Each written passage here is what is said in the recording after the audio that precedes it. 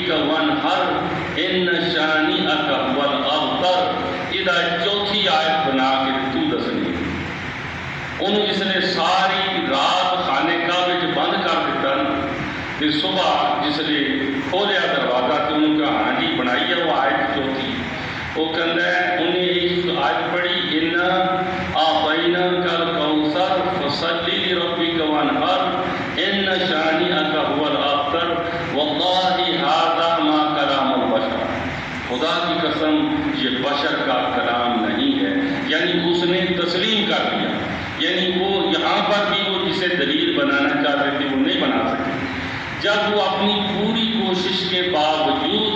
اپنی دلیل نہ بنا سکے تو اللہ تعالیٰ نے پھر کہا کہ اب میں قسم اٹھاتا ہوں کہ اقسم باللہ والفجر، یعنی اللہ تعالیٰ ہو کر میں خود قسم اٹھاتا ہوں کہ فجر کی قسم، اور جو والفجر ولیال عشر 10 راتوں کی قسم، وہ قسم والشفع والوتر، اور شفع اور وتر کی قسم یعنی جفت اور تاک کی قسم، اور واللیل اذا یسر، اور قسم ہے رات کی جب یہ گزر جائے۔ پھر یہ کہا کہ حل فی ذالک قسم لذی حجر، کہ کیا اس میں ان کے لیے جو عقل رکھتے ہیں اس کے لیے یہ قسمیں جو ہیں یہ فائدہ مند ہیں کہ نہیں ہیں۔ تو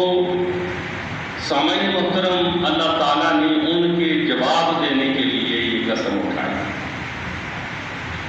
اب یہ جو ہے نا کہ واللیل اذا یسر، یہ اصل میں یہ لفظ ہے یسری، سرا یسری، لیکن پیچھے جو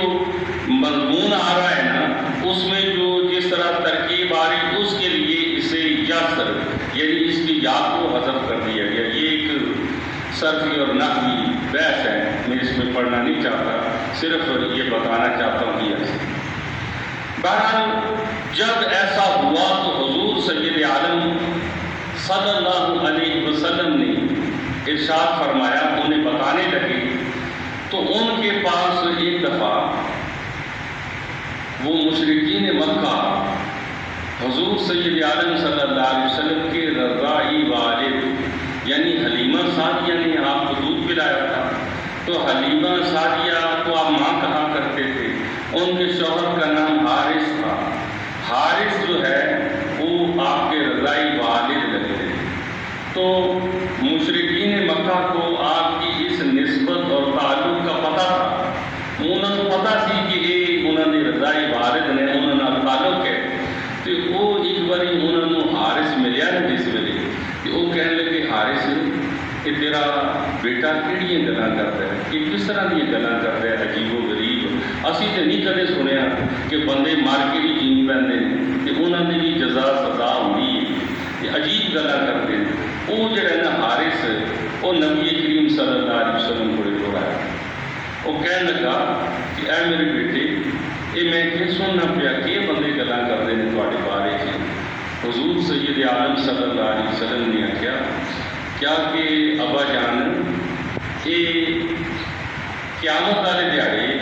یہ میں کیا کہ ایک دیہڑا قیامت کا ہوئے گا، یعنی ایک دیہڑے تمہیں زندہ کیتا جائے گا، اس کے بعد تھوڑی جزا سزا ہوئے گی جہنم تے دوزخ ہوے گی، تے جڑے چنگے کام کرن دے وہ جنت دی جان دے،